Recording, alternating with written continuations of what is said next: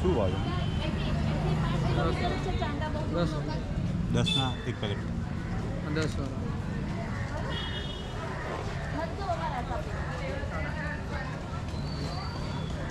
રીના બે બચ્ચાની છે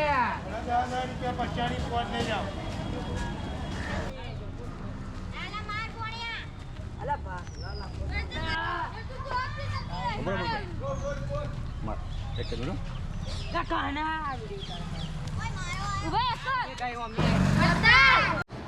લોક સાહિત્યકારો વડતાલની ઓળખ આપે ત્યારે બહુ પ્રસિદ્ધ ઉક્તિ બોલે છે. નરસિંહ મહેતાની કડતાલ, ગાંધીજીની હડતાલ અને સ્વામિનારાયણની વડતાલ.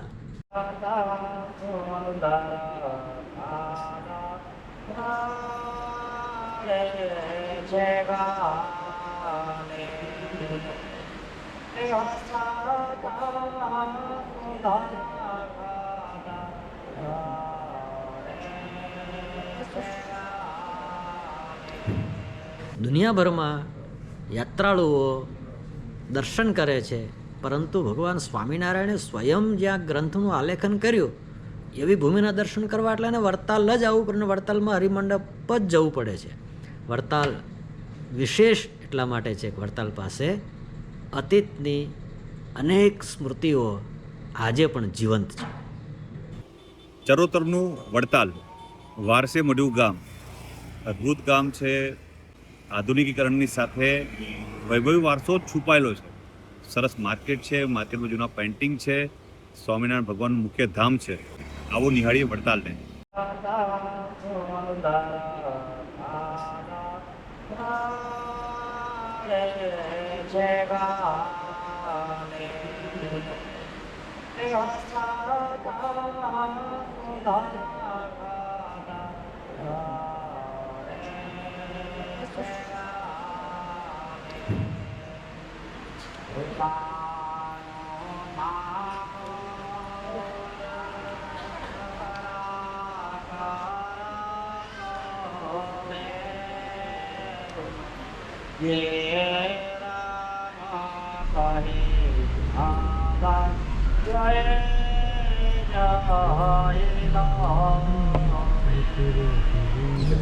વડતાલ એક ખૂબ હિસ્ટોરિકલ ગામ છે.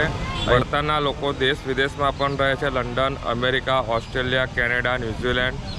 વડતાલ એવી જગ્યા છે કે આપણી અંદર જે એક ખાલીપો છે ને એને ભરવાની ઇનર પીસ, આધ્યાત્મિક અને કલા જગતનો વૈભવ વારસો વડતાલમાં અદ્ભુત છે. તમે જો ભીતચિત્રને સમજતા હો તો વડતાલની અંદર અદ્ભુત ભીતચિત્રો પણ છે, હસ્તપ્રતો મેન્યુસ્ક્રિપ્ટ પણ છે, ગ્રંથલેખનની ભૂમિ છે. વડતાલમાં શું શું છે એ હું કહું એના કરતાં આપ આવીને જોશો તો વધુ આનંદ આવશે. વડતાલ એ સ્વામિનારાયણ સંપ્રદાયની મૂળ સંપ્રદાયની સર્વોચ્ચ રાજધાની છે. અહીંયા પૂર્ણ પુરુષોત્તમ શ્રી સ્વામિનારાયણ ભગવાને પોતાના સ્વહસ્તે ભારતની અંદર જે પ્રથમ 6 મંદિર બનાવ્યા છે તેમાંનું એક વડતાલ છે. વડતાલ મંદિરમાં તેમણે પોતાનું સ્વસ્વરૂપ શ્રી હરિકૃષ્ણ મહારાજ સ્વરૂપે પધરાવ્યું છે. આ વડતાલમાં પૂર્ણ પુરુષોત્તમ શ્રી સ્વામિનારાયણ ભગવાને અનેક દિવ્ય લીલાઓ કરીને અહીંયા અનેક પ્રસાદીભૂત સ્થાનોએ પોતાનો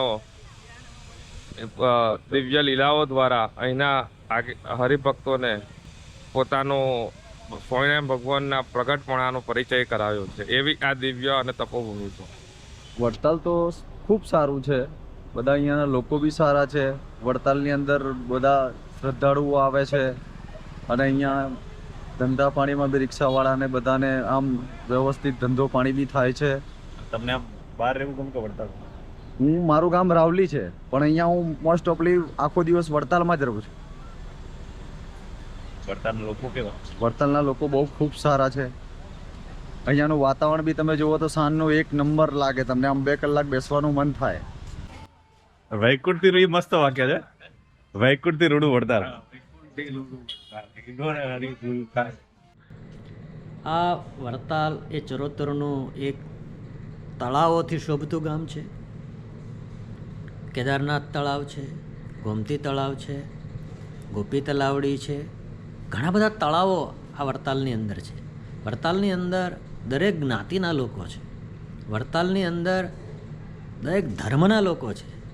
વડતાલની અંદર અમે અમારા અનુભવથી કહીએ છીએ કે હજારો લોકો આસપાસના આવે છે, છતાં વડતાલની એક માટીની સુગંધ તમને જણાવું તો ક્યારેય કોઈ ધર્મના લોકોએ, કોઈ સંપ્રદાયના લોકોએ, કોઈ ધર્મ કે સંપ્રદાયના લોકો સાથે શાબ્દિક કલહ પણ નથી કર્યો. એ વડતાલની એક મોટી સમૃદ્ધિ છે. ભગવાન સ્વામિનારાયણના સમયથી એવું કહેવાય છે કે ચરોતર એ લીલોછમ પ્રદેશ છે, પણ જળ છાયાની જુગતી વડતાલ જેવી ક્યાંય નહીં. અહીંયા વૃક્ષો પણ બહુ છે અને અહીંયા પાણીની પણ સુવિધાઓ છે. અને એમાં મને આજ કહેતા આનંદ થાય છે, ભગવાન સ્વામિનારાયણે 200 વર્ષ પૂર્વે ધારું તળાવ હતું એને જીર્ણોદ્ધાર કરી, મોટું કરી, તળાવ ખોદાવી અને આજીવન એક જળ સંપત્તિનું જતન કરવાનો સંદેશ ભગવાન સ્વામિનારાયણે વડતાલથી આપ્યો છે. વડતાલમાં જોબનપગી નામના એક એ સમયના બારવટિયા, એમણે ભગવાન સ્વામિનારાયણની શરણાગતિ સ્વીકારી અને સમગ્ર ગુજરાત પર એવો એનો પડઘો પડ્યો કે એવું કહેવાય કે નરસિંહ મહેતાની કડતાલ, ગાંધીજીની હડતાલ અને સ્વામિનારાયણની વડતાલ. જોબનપગીએ જેટલી રિવર્સ ગાડી ચલાવી હતી એના કરતાં વધુ સ્પીડથી આગળ ગાડી ચલાવી અને આ ચરોતરને, આ ગુજરાતને એક વ્યક્તિ શું આપી શકે એ આ વડતાલથી શીખી શકાય. ભગવાન સ્વામિનારાયણ રહ્યા ગઢડામાં, પણ એમણે પોતે પોતાની મૂર્તિ પધરાવી તો જોબનપગીના અને કુબેરદાસ વગેરેના આગ્રહથી વડતાલમાં પધરાવી. એમણે શાસ્ત્ર લખ્યા અને લખાવ્યા, પરંતુ પોતે સ્વયં સ્વહસ્તે શાસ્ત્ર લખ્યું તો માત્ર ને માત્ર એક શાસ્ત્ર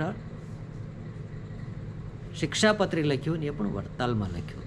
ભગવાન સ્વામિનારાયણ સમગ્ર ગુજરાતની અંદર વિચરણ કરતા હતા, પરંતુ ગાદી પરંપરા સૌરાષ્ટ્રમાં કાંઠેના જેતપુરમાં પોતે ગાદીએ બેઠેલા, પણ પોતે જ્યારે ધર્મધુરા બીજાને સોંપવાની થઈ ત્યારે પોતાના બંને ભાઈઓના પુત્રોને દત્તપુત્ર લઈ અને વડતાલમાં ગાદી સ્થાપનની કામગીરી કરી. ટૂંકમાં સ્વામિનારાયણ સંપ્રદાય અને આપણે વિશ્વ માનવ જાતિના ઇતિહાસ માટે જો કોઈ ઊંડા ઉતરે તો એને ચરોતર અને વડતાલના ઇતિહાસમાંથી ઘણું બધું જાણવા મળે એવું છે. આ વડતાલ એક ખરેખર દિવ્ય તપોભૂમિ છે. અહીંના મરચા તથા વડતાલ મંદિરની જે બંટાગોરી છે દેશ વિદેશમાં પણ બહુ ફેમસ છે. અને વડતાલ ગામ કેટલું જૂનું છે? વડતાલ ગામ લગભગ 1500 વર્ષથી પણ જૂનું ગામ છે, ઐતિહાસિક ગામ છે. એનું કોઈ નામ કઈ રીતે પડ્યું કોઈ ખબર? વડતાલની પહેલાં આજુબાજુમાં વડની સંખ્યા બહુ મોટા પ્રમાણમાં હતી, એટલે એવું કહેવાય છે કે વડની સંખ્યા ગામની અંદર બહુ હતી, એના નામ પરથી વડતાલ નામ પડ્યું એવું કહેવાય છે.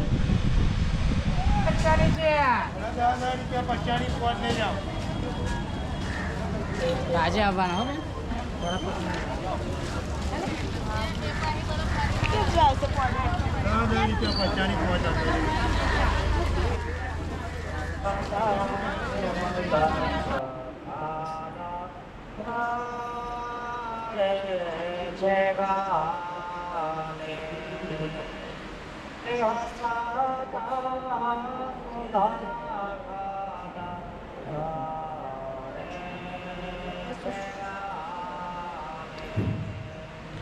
અને વડતાલની વિશેષતા સ્વામિનારાયણ સંપ્રદાયમાં વિશ્વવ્યાપી એટલા માટે છે કે ભગવાન સ્વામિનારાયણે પોતાના જીવનકાળ દરમિયાન માત્ર એક જ પુસ્તક લખ્યું છે અને એ છે શિક્ષાપત્રી.